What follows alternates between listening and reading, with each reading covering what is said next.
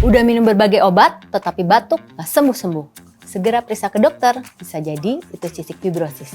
Cystic fibrosis ini merupakan sebuah kelainan genetik autosomal resesif yang diturunkan dari orang tua ke anaknya. Penyakit cystic fibrosis banyak ditemukan pada ras Kaukasia, Amerika, Eropa. Kelainan genetik cystic fibrosis ini terjadi secara spontan pada setiap 1 dibanding 500 sampai 2.500 bayi yang baru lahir pada di Amerika dan juga Eropa. Terapi yang dapat diberikan pada pasien cystic fibrosis dapat berupa antibiotik jika terjadi infeksi, bronkodilator atau melebarkan saluran nafas, dan juga mukolitik ataupun pengencer dahak. Selain itu, ada fisioterapi ataupun rehabilitasi paru untuk mempermudah pengeluaran cairan mukus di dalam saluran nafas.